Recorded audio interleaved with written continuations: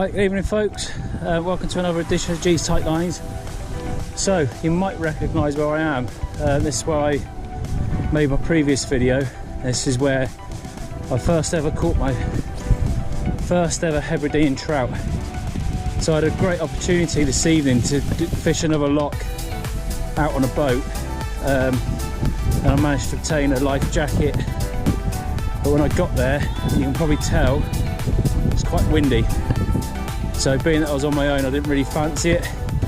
It wasn't looking particularly safe. So got back in the car, driven another 10 minutes, and I've come back to my favourite lock on the island. Well, my favourite so far. So there it is. As you can probably tell, there's a bit of a wind tonight. So I'm hoping when I get into the bay over here, it's going to be a bit more sheltered. But I'm anticipating having quite a few fish this evening. This place very, very rarely lets me down. It's an absolutely gem. I love this place. So we'll give it a go. I'm a bit out of breath because it's a hell of a hike up and down dale. And it's not the easiest of terrain to walk on, as you can probably see. But the effort is worth it. I'm going to be fishing 2 flies, the same as what I've always fished here. So there's a G's red tag black net on the dropper, and my lead fly is, I'm going to put on the, well, I've already got on the redneck pheasant tail nymph, because that was deadly here last time. So we're going to give it a go, and like I say, I've got high hopes because normally this place is on fire. Nothing big, I've never caught anything substantial in here, but what little brownies are in here, they really do make an account for themselves and give up a good scrap. So I'm just going to make my way back around here, and I'll come back to you in a minute on my first cast. Thanks guys, and tight lines. As you can tell from the sound, the wind is blowing up this gully quite strong, but for me that screams fish, because it means all the surface debris, flies, etc. will be getting pushed up here. This is where the fish will be feeding. Now I know, and you can probably see there's quite a large reed bed, and in the past I've had some really good fish from casting out onto this edge.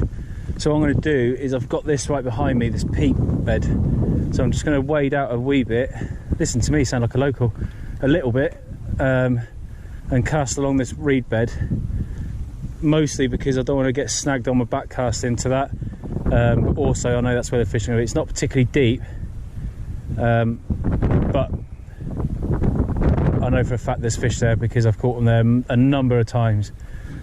So I'm going to wade in. I've got to watch myself because where this is normally flat calm, you can normally see right to the bottom really clearly. But with this chop, it's just making it a bit more difficult. So I'm going to put my sunglasses on because I don't fancy a fly in the eye.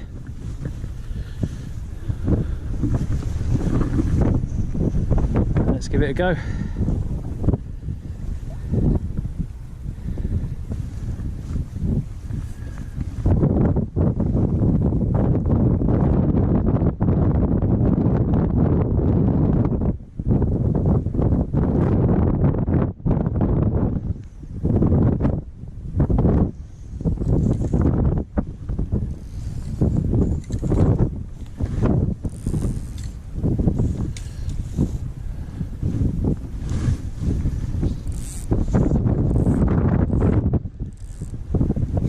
This is probably, in fact it is, the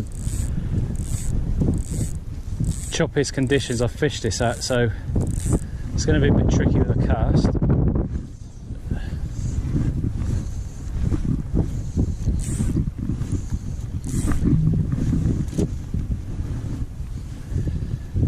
I'm just going to slowly figure eight that in.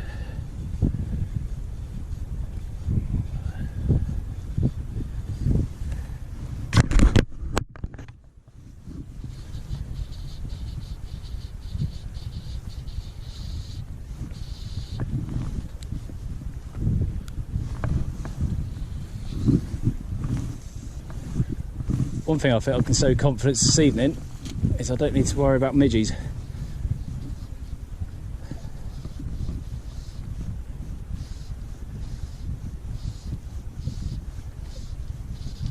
Oh, there's a bite already. That's the second cast.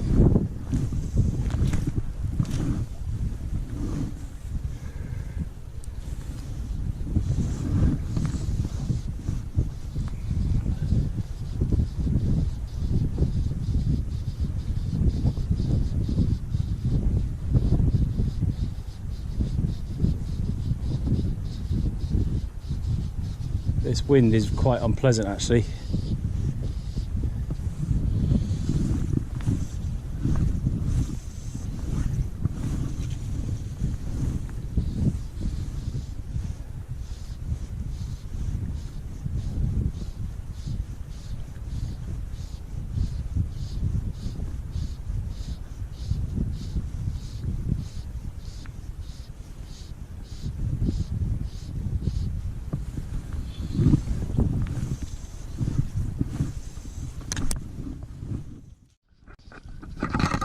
There we go. Is that a fish? Yeah. Wicked. See what I mean about them being feisty little buggers?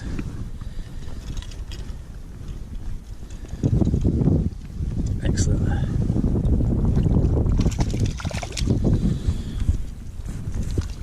There we go guys, first one of the night.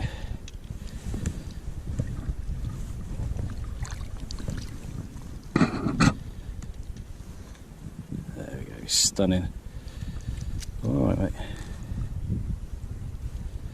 There you go, look at that. Beautiful. Again, that's on the redneck. Just held it there.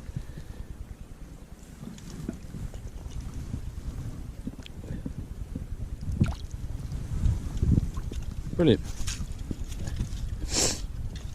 That was a really weird take as well. It kind of felt like it was caught in the weed, and then he woke up and realised he was hooked.